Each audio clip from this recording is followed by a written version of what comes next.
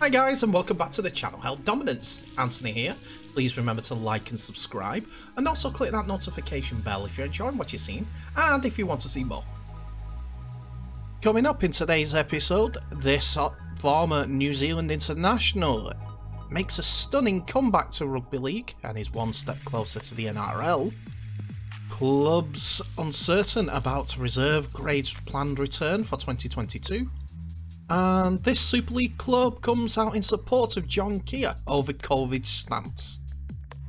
And that's where we begin today, Wakefield Trinity, as they have become the first Super League club to confirm whether or not they will be signing a player and will be taking their COVID stance into consideration before making a full decision on whether or not to sign the player.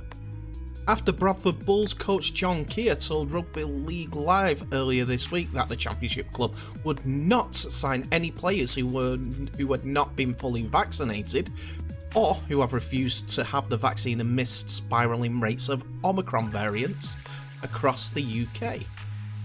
And now Wakefield Trinity have joined their West Yorkshire counterparts in echoing that view, with Wakefield Chief Executive Michael Carter admitting they will now look into whether a player has been vaccinated against the virus before they make a call on whether to claim their signature or not. I absolutely agree with John, and it's now a factor in whether or not we decide to sign a player or not, Carter told Rugby League Live.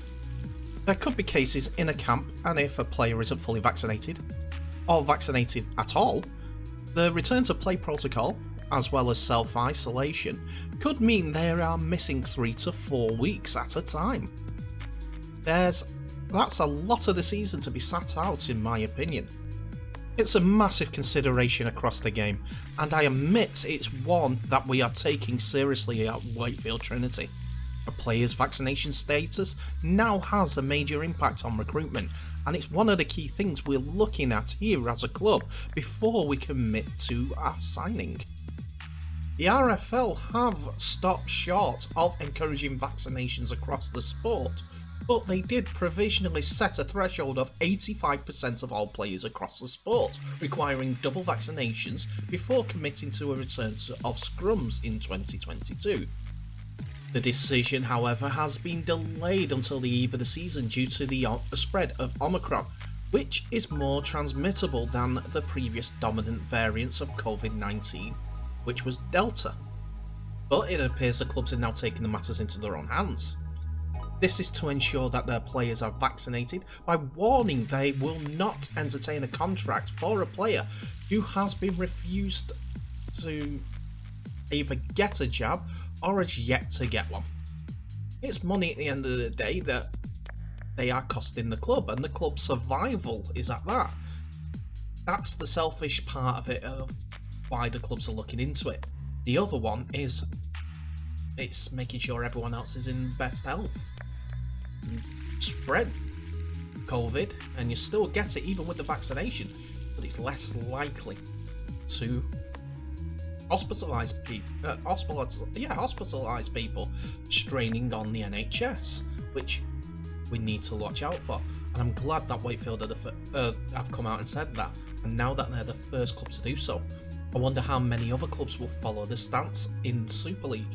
I want to congratulate John Keir at Bradford for his stance on it, because he's right. It's got to be a consideration. It's affecting rugby league as a whole. It's affecting clubs, and it could affect other players and staff. Do you want to pay money to go to a rugby league game and say Nathan Cleary is not playing due to COVID? No. The players that you come to watch are who you spend the money for. You want to be missing out on your enjoyment due to someone not getting vaccinated? Also, fans, if they're setting the stance to get vaccinated, wouldn't you follow?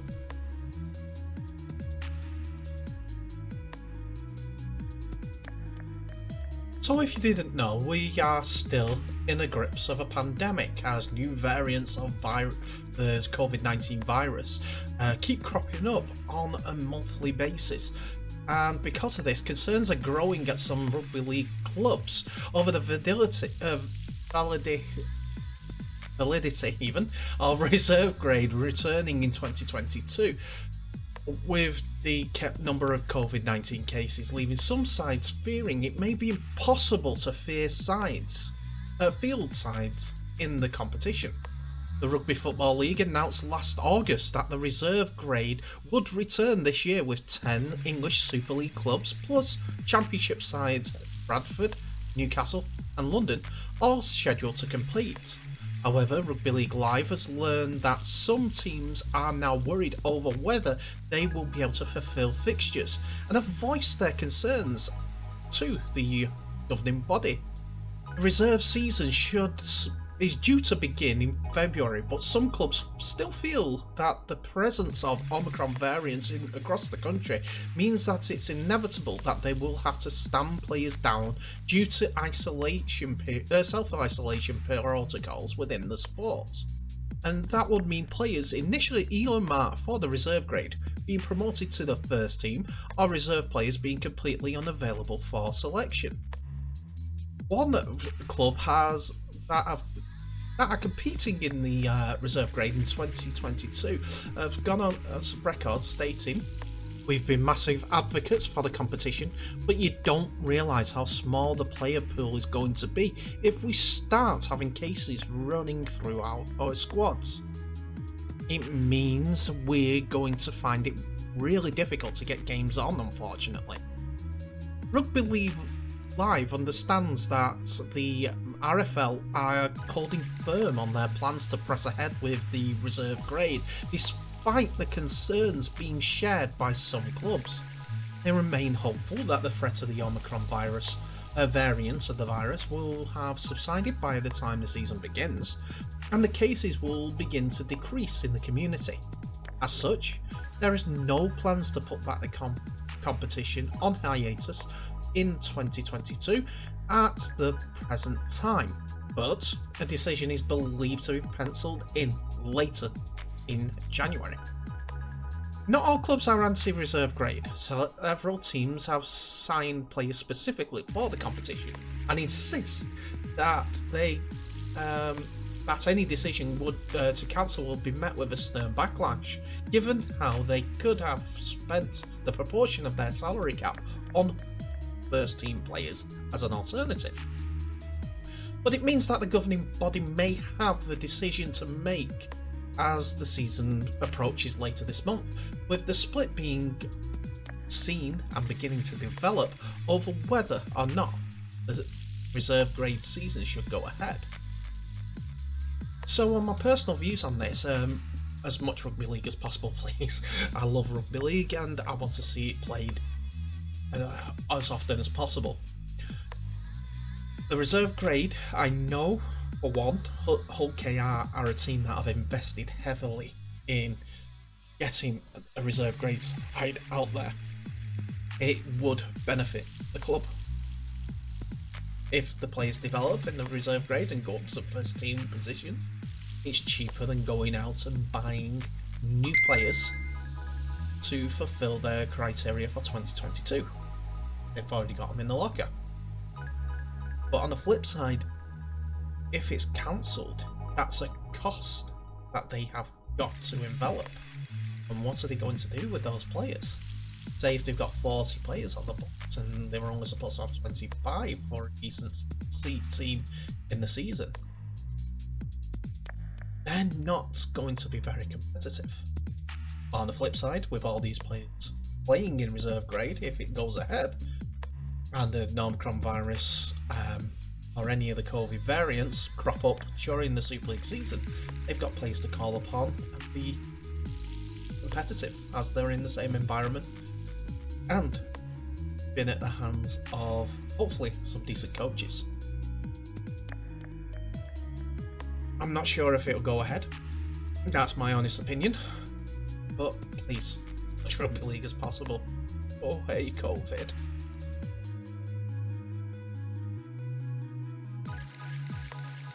So we've done a previous video about Tamari Martin's efforts to get back into rugby league, and it seems to have worked, as the former NRL and New Zealand international is set to make a stunning rugby league comeback just 2 years after suffering a bleed on the brain, which led to his retirement.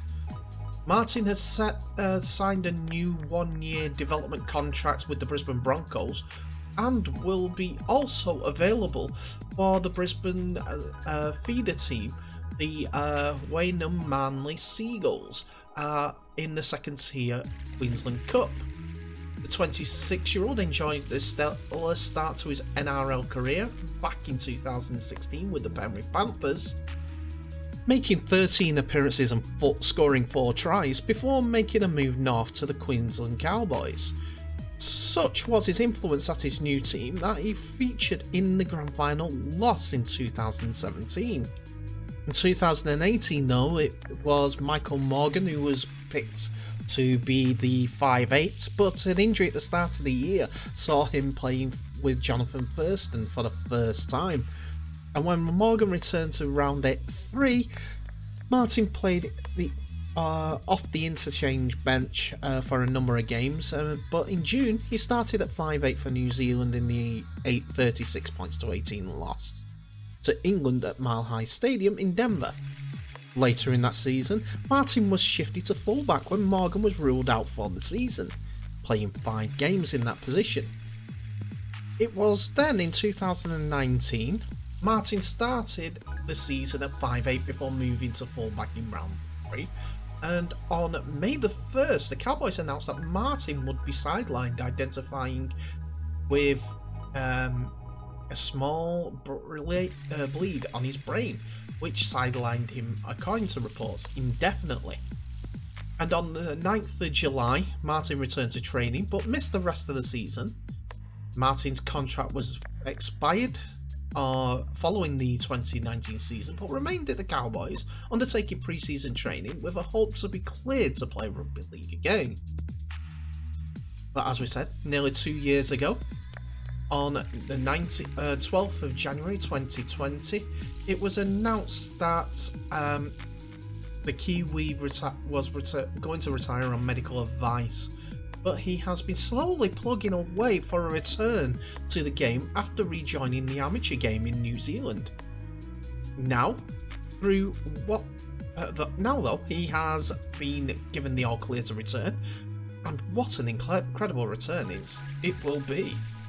It's great to see Tamari back in the NRL system, said Broncos football manager Ben Ikin to the West Australian newspaper. Prior to his brain injury, he was one hell of a player, hugely skillful and a very dangerous ball runner. Tamari joins us on a development list contract, and I have no doubt we'll be pushing some of our notable candidates to partner Adam Reynolds in the halves. That's high praise indeed from someone in charge at a club that he signed professional contracts for. He has first got to play for Waynham Manly Seagulls to see if he can still pass the medical side of it and the physicality side of it, as New Zealand Rugby League amateur formation is not quite as tough in many aspects as other as a top table. It's going to be a hard one for him, but I'm sure he's going to relish the opportunity. And good luck to him. I hope it comes up all good for him in the future.